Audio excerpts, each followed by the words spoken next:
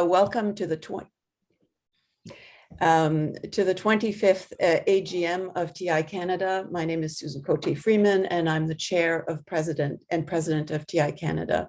I also want to note the presence of James Cohen, our very capable executive director, and Dale Vasquez, our project assistant, who's been working hard behind the scenes to organize this meeting. So just a reminder that this is a two-part meeting. Part one is public. It will last about 1 hour. And the second part deals with the business of the organization, and it's for paid-up members of TI Canada. And I think most of you are paid-up members, but if some of you are not, we ask you to exit the meeting at the end of the first hour.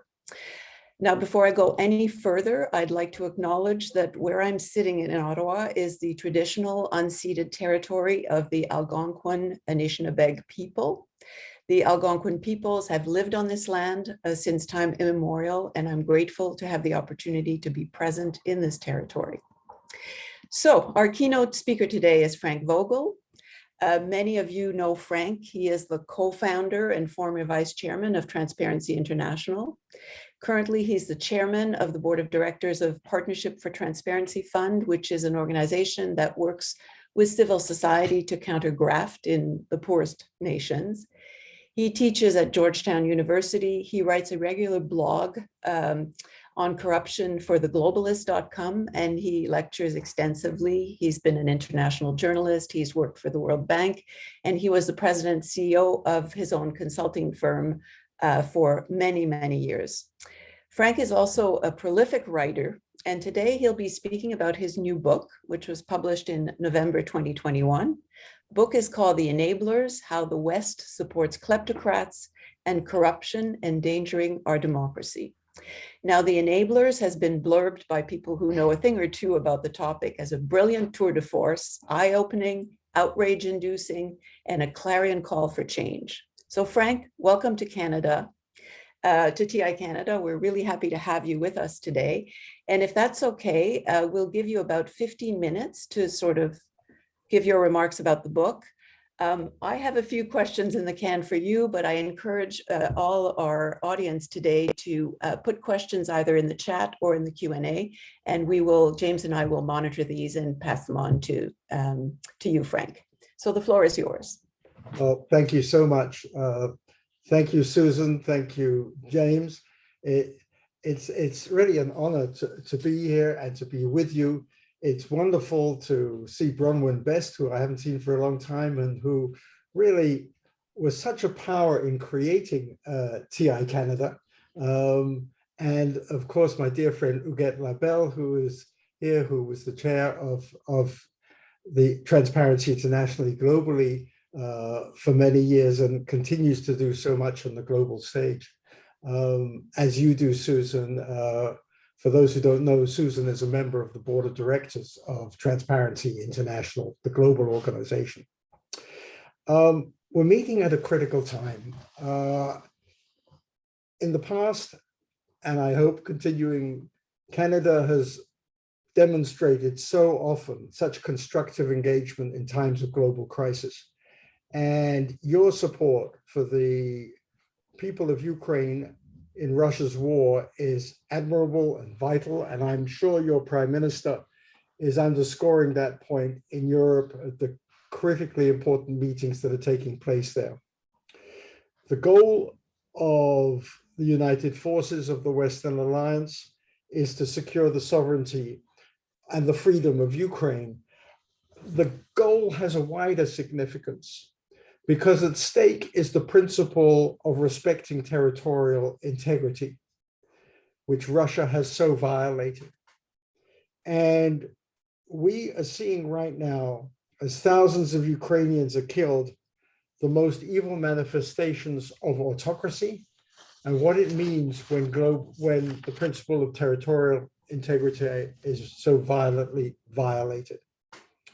If anybody had any doubts before Russia launched its invasion that one of the greatest geopolitical challenges of our time is the confrontation between autocracy and democracy, then now I think it's plainly obvious. The more the authoritarian regimes succeed, and the trend has been in their favor for the last 12 years, so the more is our security and our democracy at risk. And it was this fundamental concern that is the motivation behind me writing my latest book called The Enablers: How the West Supports Kleptocrats and Corruption, Endangering Our Democracy. Corruption plays an absolutely central role in the challenge that authoritarianism poses to democratic nations. Every authoritarian regime today across the world is corrupt. We are talking about leaders who steal from their citizens for their personal benefit. We're talking about politicians who have manipulated the institutions of justice and government and power in their countries to place themselves above the law as they steal billions of dollars so that they can luxuriate in their impunity. We're talking about regimes that jail critics and at times murder journalists and civil society activists. And make no mistake, in my view, Canada has a huge vested interest in the outcome of the challenge between authoritarianism and democracy, all the more so as anti-democratic forces are gathering so forcefully and dangerously just south of your border here in the United States. I visited Ottawa in 1997. I think that was the first time I met Huguette. At the time, I was the vice chairman of Transparency International, and I'd come to lobby government officials there to be the first, so that Canada should be the first to ratify the OECD Anti-Bribery Convention. I want to believe now, as I did 25 years ago, that Canada is and will continue to be a leader on this front and play an even greater role in supporting efforts at anti-corruption. Now, my book opens in 1990 because it was then, as communism finally fell in the former Soviet Union and across the Warsaw Pact countries, and as apartheid was about to collapse in South Africa, that we saw people rejoicing, enormous euphoria, tremendous sense of hope about freedom, about democracy, and about rising living standards. And within a decade, so many of those hopes had been dashed. They had been dashed because democracy in many of those countries was barely given a chance. Across much of the former Soviet Union, former government employees manipulated the chaotic post-communist system through cunning and the use of mafia goons. They secured control of former vast state assets, notably in natural resources, and the oligarch class was born, which found that cooperation and support for ruthless politicians was to their mutual advantage. As I note in my book, 2/3 of the 180 countries that are surveyed by the Transparency International Corruption Perception Index have a score of less than 50. Now, 100 is considered a clean score. 2/3 have less than 50. Many countries like Russia, Ukraine, Azerbaijan have scores of about 30 or less. And what we see is a world that is overcome, as it were, with would-be dictators, kleptocrats, thieves from the public purse. And that poses a challenge, because today the world is populated by nations that are, in many cases, flawed democracies like the United States, Nigeria, South Africa, or quasi-dictatorships like Hungary and Pakistan, or outright autocracies like Russia, Egypt, Venezuela, China, and numerous others. And as I show in my book, the total amount of money laundering that takes place, of loot that flows through the financial system, is probably in excess of $2 trillion a year. And of that vast amount, maybe 1/3, maybe 600 billion, which by the way is more than the total annual sales of Walmart, the largest retailer in the world, about 600 billion ends up in the largest single national capital market, the United States. The dirty money's been laundered by experts to find safe havens and secure investments from Vancouver to Miami. The kleptocrats need bankers, lawyers, real estate agents, art dealers, auditors, financial consultants to launder their loot. These are what I call the enablers.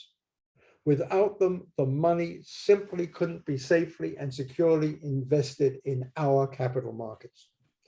The enablers, most prominently in the City of London, on Wall Street, in Zurich, are the architects of a global system of illicit financial flows that runs through mountains of offshore holding companies, trusts from South Dakota to the Isle of Jersey, banks from Estonia and Cyprus to Curacao.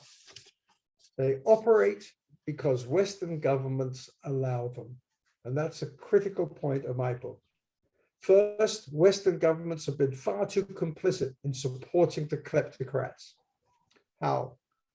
Time and again, despite all the nice rhetoric about anti-corruption and human rights, Western governments have supported companies that want to sell weapon systems, want to acquire natural resources from countries run by kleptocratic dictators.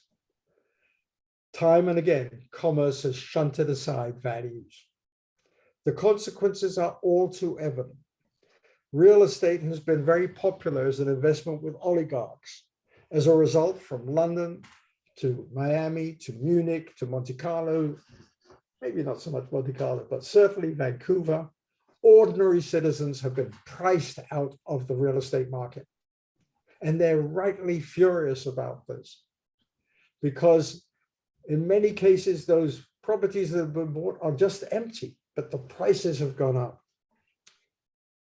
If there's one good reason for Canadians to really do something about this, then it is because of what's happened to real estate prices in some of your major cities because of the money laundering.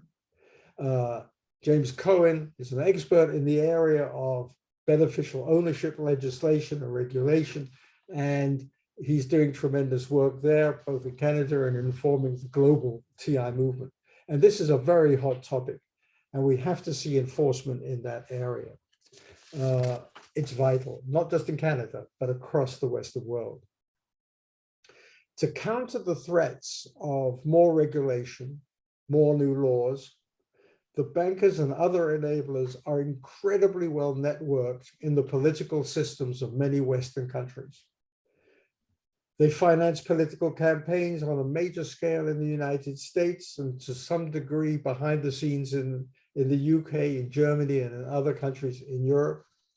They use lobbying, they use their networking of all kinds to have one goal: to see as much as they can that regulations are weak and that those regulations that exist are poorly enforced. And I have to tell you, they have succeeded. My book covers the sordid roles of the world's largest banks in laundering billions of dollars for crooked dictators. It highlights the real estate and art markets. It deals with the slumbering regulators and the weaknesses of the systems that really should be in place to curb this criminal activity.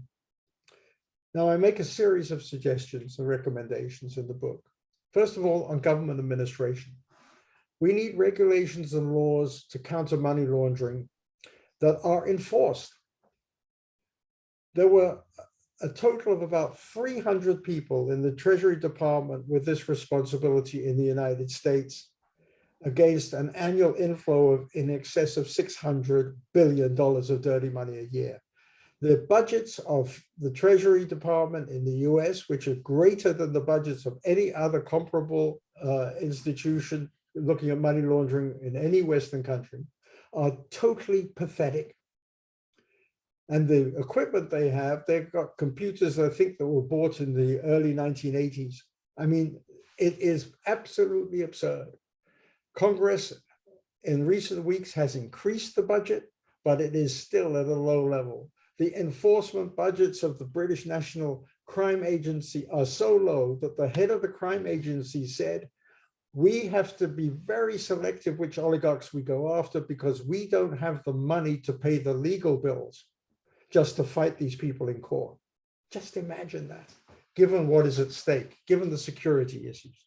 So we have to have much greater enforcement budgets, and we have to have regulations of know your customer that cover the waterfront, not just banks, but real estate and all of the other areas that the enablers are active in.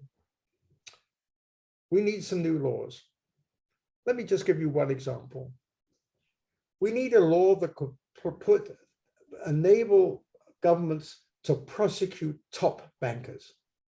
In all of the cases of money laundering, no top banker, I'm talking about a CEO or a chairman, has ever been prosecuted, let alone gone to jail for the money laundering crimes that the institutions they supervise have perpetrated.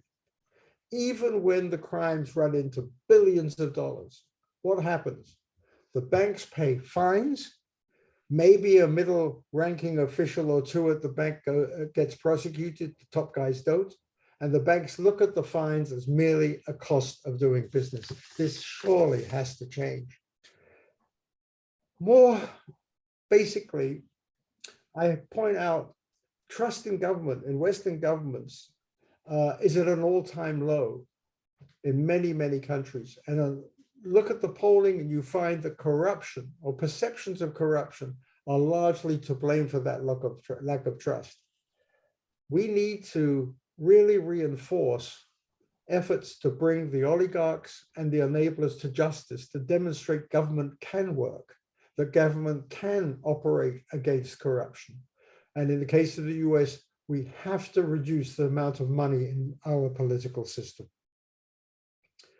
Finally, permit me to underscore one particular point, which I know quite a few of you are interested in.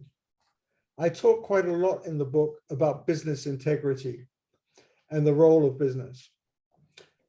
I strongly believe that businesses have neglected in many countries and far too often what I would argue is the public interest. It is fundamental to the public interest of corporations that they support democracy and free markets. When corporations pile investments and money and interests into kleptocracies like Russia that directly and explicitly are seeking to undermine our democracy, then I don't think those companies are working in the public interest. And after Putin invaded Crimea in 2014, it should have been obvious to everybody that continuing to invest in Russia was an absolutely absurd undertaking that was bound to backfire and that was against the public interest. And I stress that because right now, we are seeing many companies being shamed to withdraw from Russia, engaging in fire sales to liquidate their assets. And of course, it's their shareholders who are paying. Susan Cote-Freeman has been a leader in the TI movement for many years on business integrity, helping around the world to get many, many people in many countries, many businesses to understand what we mean by business integrity. And in the context of my book, the point I ask really for voluntary efforts by business to understand where their public interest is and to be much more helpful about it. And stop this crazy system of short-term profit maximization that looks only at compensation. Because what's happened is, if you just take the statistics from last year, from 2021, if you look at the 500 biggest companies in the United States, you find that the average income of CEOs is 340 times the median income of the employees of the companies that they run. That is outrageous, surely. Last year, for the first time, there were 10 executives in the United States who took home compensation in excess of US $100 million. Poor Tim Cook of Apple came 13th because he only took home $99 million. We have to change this. Values, integrity has to replace short-term profit maximization. And there has to be penalties for those top enablers who commit crimes. My final point. We need to support the incredibly brave civil society activists and journalists around the world who are standing up to kleptocrats. These are very brave people. Many of them do it for great patriotic reasons. We have to strengthen the efforts by aid agencies to support them. There is a new major initiative being developed right now by USAID.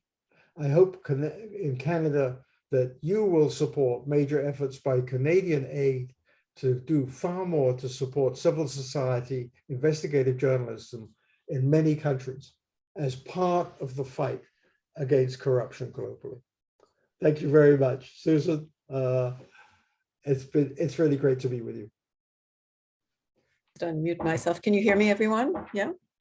Mm. Frank, thank you so much for that. And I think the people who blurbed your book sort of. I'll jump in with a technical note, Susan. Apologies, everyone. We forgot to enable the chat when we set up the meeting. And unfortunately, Zoom doesn't let you just turn on chat when you're already in a meeting. So if people have questions, if you could just use the hand raise icon, and we'll try and catch everybody in order. Sorry, Susan, go ahead. Oh, no, thank you. Thank you for that clarification, James.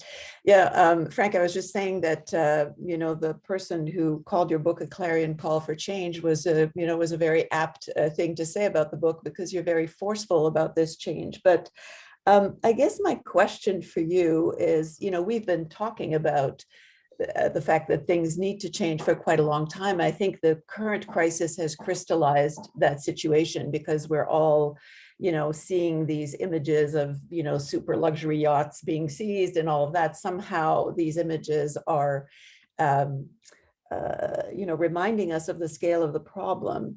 And in your book, you condemn the West a lot for having turned a blind eye to corruption to achieve its commercial goals. And I'm wondering, how can we incentivize governments and companies to stop doing that? You talk about they have to be mindful of the public interest, but you know as well as I do that that's not what companies are for generally. They'll say they're there for the interest of their shareholders, and they will go after the deals that will, promise the best profit. So how do we turn this around practically?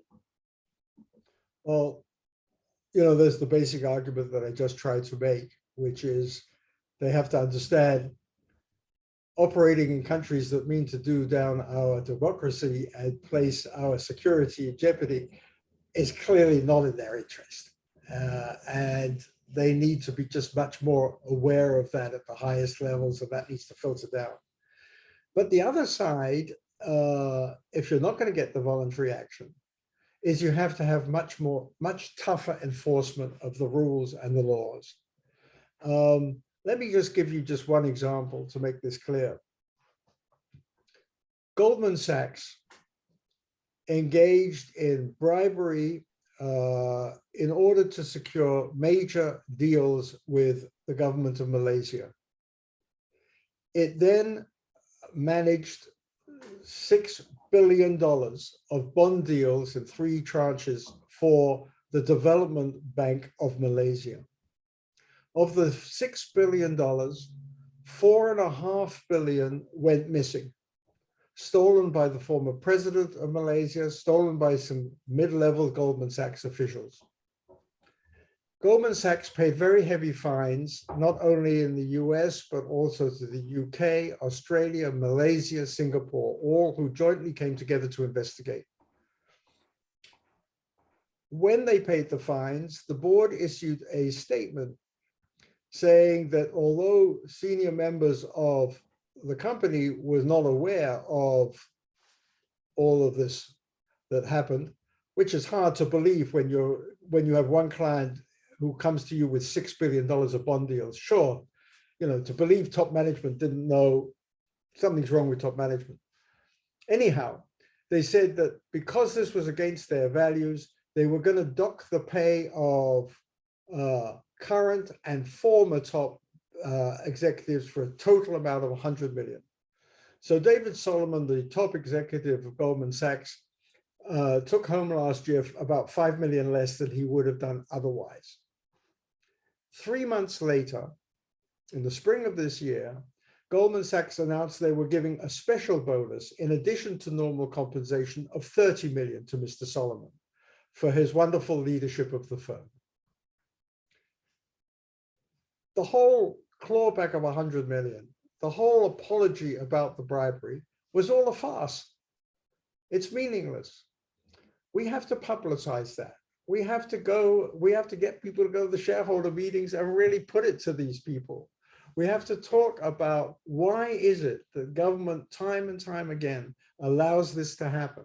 Why is it that Mr. Solomon and Mr. Blankfein before him could simply know that if they paid the fines, they could just carry on as if it was business as usual? And who suffered? Primarily the poor people of Malaysia. The funds were meant to help their development. And the point I'd also make, Susan, is corporations need to understand that every time they do this stuff, there are victims. And usually they are the poor in the world. And I could give you many other examples, and we have to just publicize this. We have to make the public understand that these top executives of many corporations are enablers, and we have to shame them partly. We have to have new laws, new enforcement, and we have to also appeal to their understanding of what is in their longer term interest. Yeah, I mean, we were having a discussion recently on corruption, and somebody was saying that, in the global South, the public itself is more aware of corrupt behavior, understands it better. In our societies in the global North, the corruption is much more subtle. And a lot of people, and I would include Canadians in that, most of them, are quite skeptical that there's corruption in their country, or that, that bad things are happening, because it's more subtle, because fortunately they don't have to pay a bribe to a policeman when they're stopped by the highway. And thank God that's not the case, but it's a harder sell in our countries to explain the damages of corruption and to get the public on side. And I'm sure you've experienced that as well, but it is a challenge for us. I think in some countries, like the United States, where you look at the Pew polls, you look at many polls, trust in government, as I mentioned in my introduction, trust in government is lower than ever before. And a large reason is perceptions of corruption. And what that means is that people believe that people get elected to serve themselves and not to serve the people they should be representing. They're not talking about the corruption of the Goldman Sachs style. They're talking about corruption at home. And when you see, for example, the National Rifle Association has such enormous influence that after thousands of people get killed in the United States with guns, we have a new law that everybody's rejoicing about in the US that was signed by President Biden last week. And you look at it, and it is pathetically weak. And at the same time, our Supreme Court has just allowed anybody in New York to walk around the streets with a gun. The NRA's influence is enormous. What happens? The perception of so much money influencing politics turns so many people away from politics and offers tremendous opportunities for radical populists to come to the fore. We're seeing that in the United States. We've seen it in France. We've seen it in Germany. We saw it, I think, over Brexit in the UK. And we have to take that very seriously. And corruption, or perceptions of corruption in our own politics, at least in quite a few countries, I can't speak for Canada, in quite a few countries, is, I think, a very major issue undermining our democracy. James, are there any hands up? Toby, I see your hand is up, please. Go ahead and ask your question. Yeah, thanks. Let me weigh in on this sort of corruption as the leading cause of lack of trust in government. I'm not going to. No, I'm sorry. I that. didn't say it was the leading cause. I said it is a cause. A cause. Okay. Well, I certainly agree with that. And I fully agree with your points about gun and sort of the Roe versus Wade debacle has overshadowed the two gun developments that you mentioned, but they are astounding anyway. But what I am not so sure about is that people, at least in Western countries, are that interested at a political level in addressing corruption. My experience as an advocate is that where you get grassroots popular demand for something, it's difficult for politicians and for the powers that be, if you will, to stop that from, bubbling up to at least some consequences. Yes, there can be a lot of playing around. The results may not be what people really want, but at least something has to happen. And I mean, in Canada, in other Western countries, and my area of work is more on access to information, and I see the same divide there on access to information. People in the West just don't care about it that much, and we have crappy laws and we have crappy enforcement of them. Whereas people in the South are a little bit more excited about it. They have better laws. I'm not sure that they have better implementation because that's a bit more challenging. And so I guess my question is, do you really think that we as the civil society advocates against corruption have done enough to make people aware, to sort of raise that grassroots concern about corruption that might be likely to lead to some more effective results or measures against the sort of things that you were talking about? We certainly haven't done enough. Some years ago, I wrote a book about corruption called Waging War on Corruption, which really dealt with poverty in the world and how corruption traps so many people in poverty. This book is about what was happening actually on our own shores and not in the poorest countries. And what I came to realize was we in the anti-corruption world have not managed to find enough hooks, enough ways to get this story out so that the citizen gets angry about it. Now, what has changed is that in part, the real estate price inflation that I mentioned has got a lot of citizens angry. And I believe that can be mobilized in some places to pressure governments to react with beneficial ownership laws, with tightening anti-money laundering laws and so on. That's my hope. I think that can be very helpful if it's mobilized well. The Russian invasion of Ukraine has mobilized forces in the US Congress in ways that we have been trying to do, or my colleagues have been trying to do in Washington for years without success. Now there's a crisis. Now is the time when you could go to members of Congress and say, look, the anti-corruption issue and national security are tightly linked. And it's been with the national security argument that a lot of headway has been made in Congress very, very recently. Enforcement budgets are being increased. The beneficial ownership laws are finally going to get on the books in the US with pretty good rules. There is a much greater sensitivity across the Justice Department, the Treasury Department, and the State Department about doing something. And when I say doing something, I mean really doing something as opposed to nice speeches. You need a crisis and you need a hook. And whether it's real estate prices or whether it's national security or whether it's both, we need to emphasize those points. Otherwise, corruption gets in a box called justice. And that, frankly, doesn't excite the public at large. So we need to put it in a wider context. And I think more and more people are doing that. Thanks. So we have James Cohen and then John Allen. James. Thanks, Frank, for the great talk and, of course, for all your work with TI over the years and setting it up first and foremost.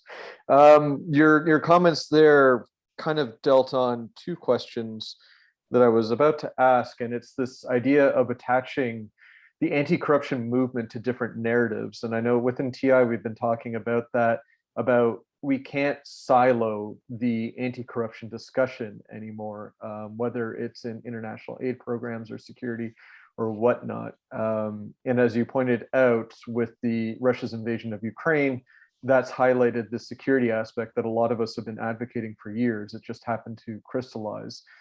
What is your, beyond Washington, do you have an assessment of how well that security crisis of corruption is latching on, say, even in Europe, where the infiltration of corruption to officials, even in the Azerbaijani laundromat, came up? And also on environmental degradation, do you have any sense of how well the component of corruption is adding into the narrative that corruption is an enabler of environmental degradation around the world? Yeah, I think we're at that, I hope we're at a critical point here. For many years, we were trying very hard to align anti-corruption with human rights issues, to build coalitions together with Amnesty International and other human rights groups, to have a multiplier effect on the impact. I think we made quite a lot of headway, but we didn't get enough headway. I think we will, by the way, get more headway there when we talk about gender and corruption, and the abuses, what I call sextortion, of women, particularly poor women in poor countries, and the Me Too movement and other human rights areas are all going to help in strengthening that focus. On the environment, there is more and more research, and we need research in order to make our cases strong and to be able to be convincing. There's more and more research, but it hasn't really become mainstream yet. When you look at the destruction of the Amazon and the amount of criminality that is happening there and the bribery that is happening there with government officials to allow for illicit logging, and when you think that illicit logging amounts to something like $150 billion a year, 30% of all the wood furniture sold in Western countries is the product of illicit logging. We have the facts, we have the research, and yet we haven't been able to get enough traction. So I think it's very, very difficult, but I think it's worth continuing to pursue this. And in different countries, we will find that different issues, big issues, are the ones that are the leaders. We won't see national security everywhere, but we may see real estate prices in some places. Certainly, the real estate price issue has been a huge issue in the UK, particularly in London.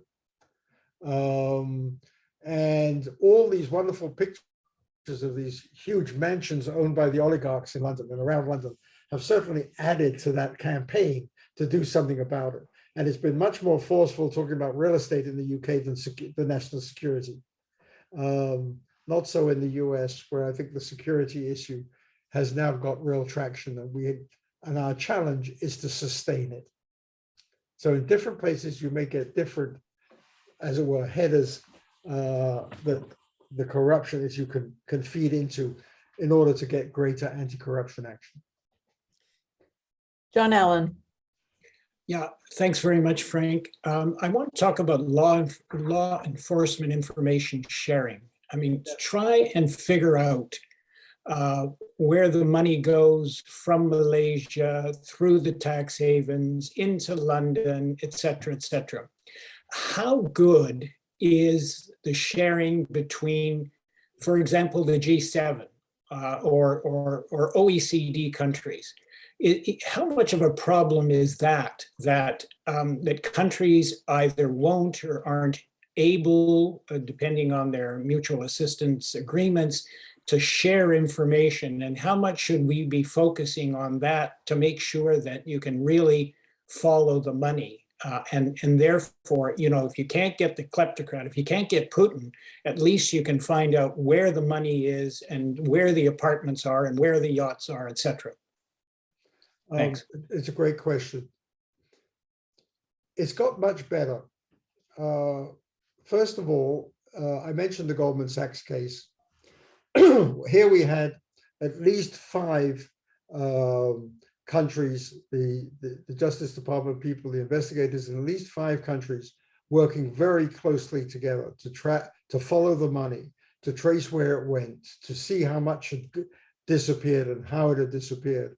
Australia, UK, Singapore, Malaysia, of course, the United States. In addition to that, Switzerland and I believe Hong Kong were very cooperative, and possibly others. So we are seeing this in various big cases when Airbus Industries was found to have paid bribes in many jurisdictions. There was a great deal of cooperation behind the scenes between different authorities, feeding information into the European authorities and the US at the same time in order to try to come to grips with that. But in addition to that, people sometimes say, why isn't there more enforcement under the OECD anti-bribery convention by various countries? In many cases, countries, the justice departments in countries say, look, we don't have the resources to take on a giant multinational company that's been paying bribes in our country. But we can quietly refer all the information we have to the US Justice Department because they are better equipped and more experienced and bigger and more able to take them on. And there has been a lot more of this kind of information flowing into the US Justice Department than ever before. But having said all of that, in other words, the trend is in the right direction. It needs to be formalized to a far greater degree. It needs to be upgraded enormously. I will never forget a top FBI person saying to me, we'd been following Ukraine for years. We knew where the money, so much about the oligarchs who were running Ukraine between 2010 and 2014. And yet when Yanukovych was forced out and fled to Russia, it took us so much time to get to Kiev to actually look for the books, and we found everything had gone. All the paperwork had been shredded or disappeared. We had no leads whatsoever. If only we'd had more cooperation with other entities, we would have been able to do far more there. So I think this point that you make is so important. We're going to see now with the oligarchs, more than 1,000 institutions and individuals from Russia have now been sanctioned. The US says it's put up a special task force in the Justice Department to go after the oligarchs. And I know that they are cooperating and working very closely with a number of other governments. But whether they put enough resources into it, I'm skeptical, to be very honest with you. So it's a great question, and obviously much more should be done here. Okay, we have Errol Mendez, and you get in the queue. So Errol, the floor is yours. Oh, you're on mute.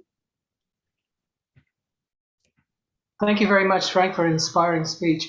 I fully agree with you that we need to have more effective laws. I wanted to know your opinion of the one which combines the violations, gross violations of human rights with corruption. And I'm talking about the Magnitsky Act type legislation, which I was very proud that I helped Bill Browder get through the Canadian Parliament. It's now all over the world. In addition, maybe we need to have a Magnitsky Act legislation for the enablers that you talk about. I'd like to know your views on that. And then finally, in terms of your comment that we need to get more information to the average citizen, what's the role, in your view, of having perhaps activist shareholders bringing and shaming some of the corporations involved in this type of action? And perhaps this is something Transparency International around the world can focus on in terms of bringing the corruption of the highest levels of the corporate world to the attention of the average citizen. I'd love to know your views on that. Yeah, well, lots of questions there. First of all, the Magnitsky Act type legislation is very, very important. It highlights who the criminals are. It imposes sanctions. It doesn't actually bring them to justice. It just says, look, these individuals are to be sanctioned and so on. And, you know, some of us are getting quite frustrated with, I had a chat with my friends in South Africa, for example. They have just completed the Zondo Commission investigations of corruption by former President Zuma and his cronies. And as you know, the US January 6th hearings are taking place. In fact, there's another one about to start in a few minutes, looking into the conspiracies basically behind the January 6th riots. In both cases, you have commissions or investigations that have no power to prosecute. And that's a frustration. In the end, we're getting more and more facts. And we have more and more facts about corruption and more cases. You just have to look at the Pandora Papers or the Panama Papers. And yet the number of prosecutions that flow from this are few and far between. So just getting the information out, just getting the investigations out is great, but there has to be action beyond that. And we're not seeing it, or not seeing it on anything like the scale that is appropriate. As for shareholder meetings, I think it's up to each national chapter of Transparency International to decide if that's the way they want to go. I think there are many things that can be done. I think that's a very long road.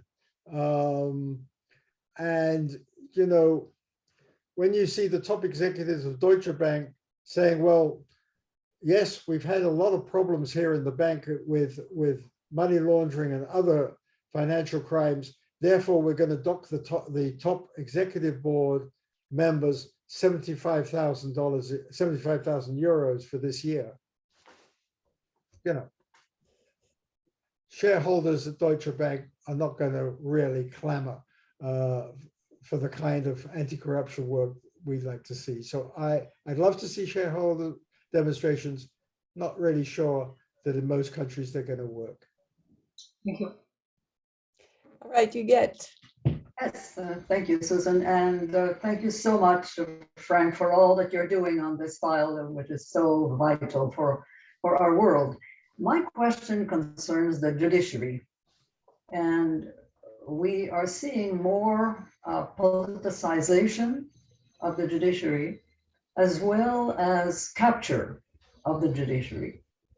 Could you speak about that and see whether I'm right to say that we're seeing more of that? And if that is the case, then is there anything that can be done? It's really interesting. The degree to which the Zondo Commission under Chief Justice Zondo in South Africa has really investigated, named names, met the challenge that came from the reports of state capture, has done a lot, I think, to enhance the reputation of the judiciary in South Africa after a time when many people thought it had been basically captured as well. There has been a lot of discussion in the UK, and some good books have also been written to suggest that the British courts have sided far too often with the very high-paid lawyers who represent the oligarchs and to a degree have been captured. In my book, I quote a New York lawyer who on the CBS 60 Minutes program said, as a lawyer, it's important to know the law, but it's more important to know the judge, which raises some questions about the judge. I think that for the most part, I don't see this sort of capture in terms of corruption. Certainly what's been going on in the US Supreme Court is a different whole kettle of fish.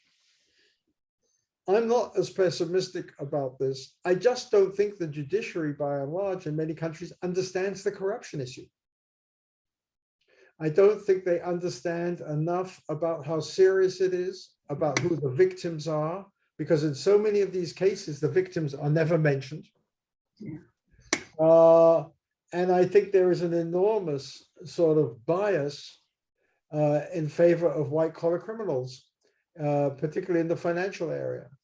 And when you think that not a single top banker was prosecuted after the US subprime mortgage crisis, And you had banks like, Bank of America paid a $16 billion fine, but nobody at the top was prosecuted.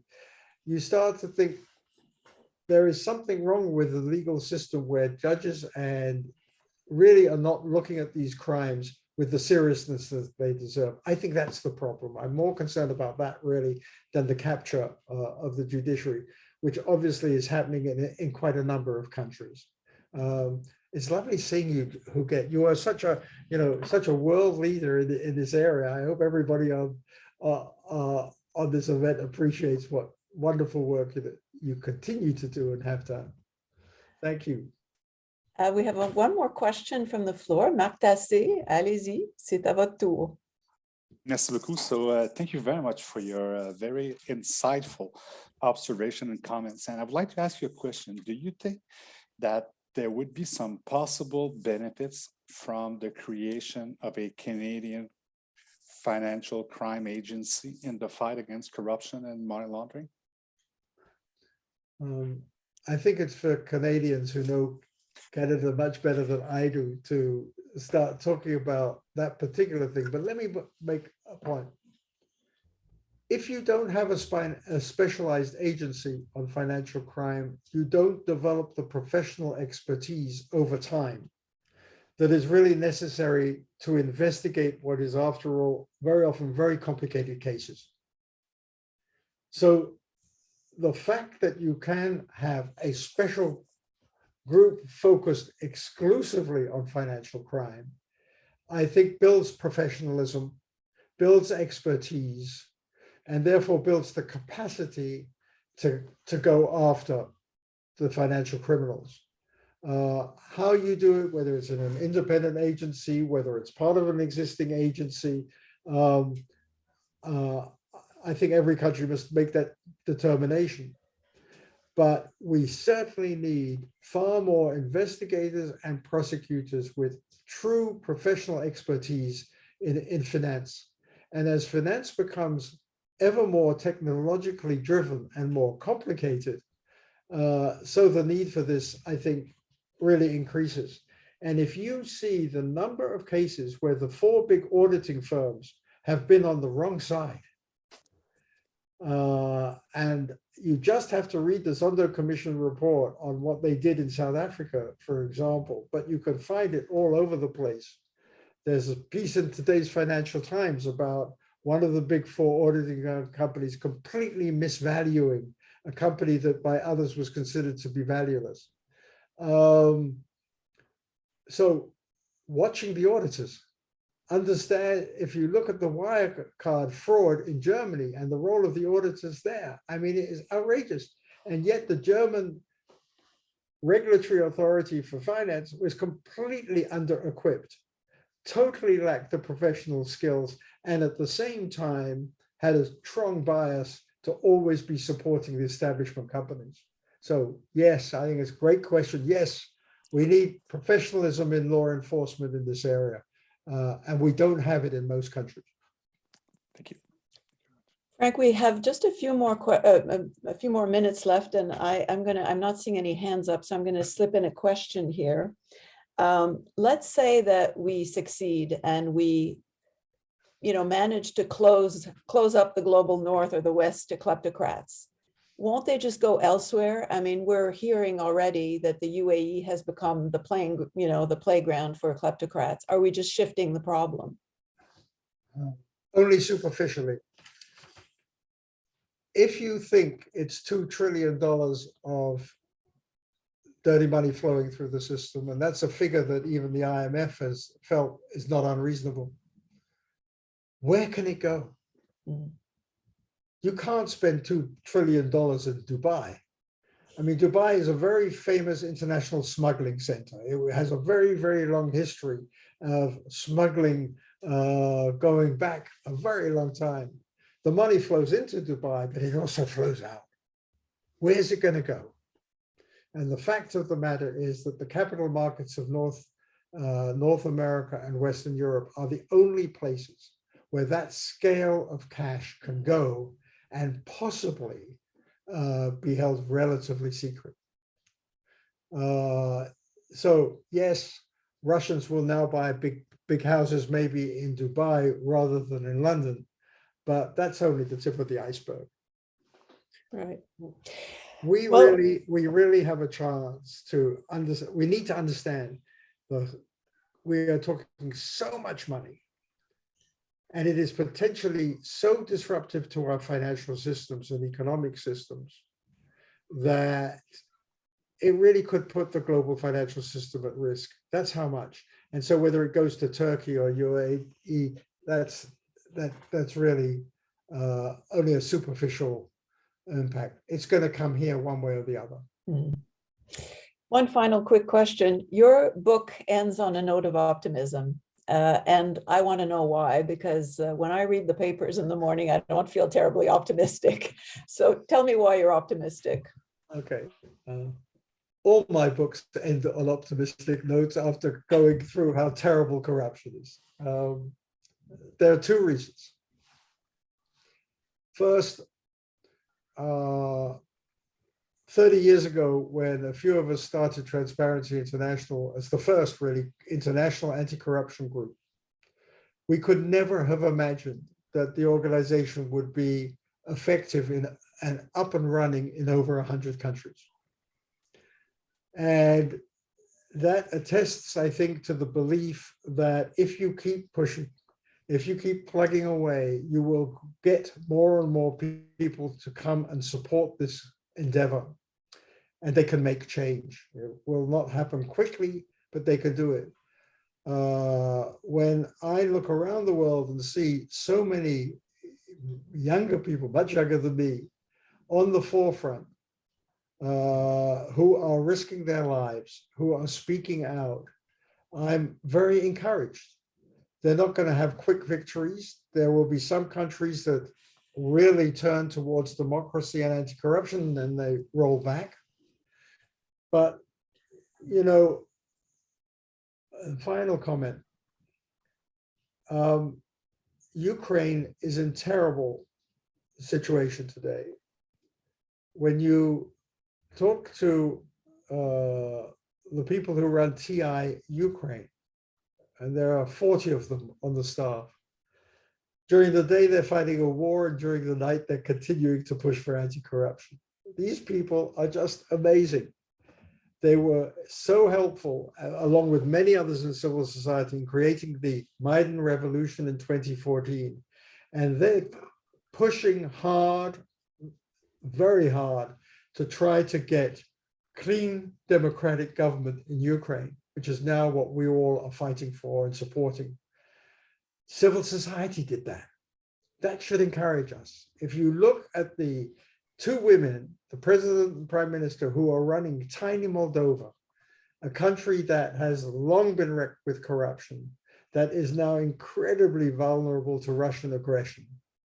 Those two women are at the forefront of pushing anti-corruption. So it's those kinds of stories, those kinds of young people that are, I think, the future. And I think for that reason, we should be hopeful. Optimistic may be too strong a word, but we certainly should be hopeful. I end my book by quoting Congressman John Lewis, who died about 1.5 years ago, the great US civil rights leader, who says that he faced jail, and he went to jail. He faced assassination attempts. He faced every kind of rebuke. He faced corruption charges, and yet he kept marching on for civil rights and achieved so much in his lifetime. But nevertheless, there's so much more to do. So I believe we should keep marching on. We should continue to be hopeful, and we should encourage younger people in particular to find new and better ways to build on already strong foundations of a global anti-corruption movement. And that includes Canada. And I'm so honored that I could be with you today, that you asked me to come. And I hope you have a terrific annual meeting, and that TI Canada becomes a massive mass movement to put the feet to the fire of all of those in government who are not doing enough. So thank you so much for having me, Susan. Well, it's for me to thank you, Frank, for spending the hour with us and for sharing, your book and your thoughts, your wide-ranging thoughts on several issues. So thank you so much, and keep up the good work. And you're the proof that older people are still dynamic and contributing to the cause. So keep it up, and lovely seeing you today. Take care. Thank you so much for having me. Bye-bye. Thanks very much, Frank. Bye-bye. Thank you. Thanks a lot, everybody. Lovely seeing you. Bye. Thank you. So this is the end of our public meeting.